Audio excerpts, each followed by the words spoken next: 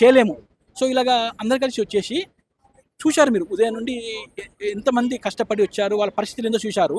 So మా బాధ కూడా చెప్పేస్తే at least years of hard work, ఇన్ని ఇయర్స్ ఆఫ్ డెడికేషన్ పెట్టి చేసిన దాన్ని సడన్ గా ఒక్క మాటతోని అంతే కదా, మీరు బేస్లెస్ గా అలాగా మాట్లాడితే వాళ్ళ భవిష్యత్తు ఏమవుతుంది, వాళ్ళు ఏ స్థితిలో వెళ్ళిపోతారు, డిప్రెషన్ లో లేనండి పాపం చాలా మంది కూడా.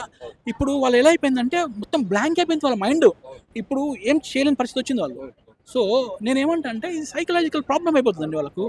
ఇప్పుడు మనము ఈ రోజు వరకు వచ్చేసింది కష్టపడి, గవర్నమెంట్ చాలా పకడ్బందీగా చేసింది. నేను 100% నమ్ముతున్నా దీంట్లో ఎలాంటి కూడా ఏం ప్రాబ్లం కాలేదు, చాలా మంచిగా అయింది, సంతోషపడ్డాము. ఈ రోజు మనము మన గ్రూప్ 1, గ్రూప్ 2, గ్రూప్ 3 అన్ని పకడ్బందీగా అయినాయి, వచ్చేస్తూనే ఉంటాయి, మళ్ళీ నోటిఫికేషన్లు వస్తూనే ఉంటాయి. ఇలాగ మన బంగారు తెలంగాణను సాధించుకుంటాము అని సంతోషపడుతున్న ఈ టైంలో ఇలా చేయడం వల్ల మాకు చాలా బాధ అనిపించిందండి.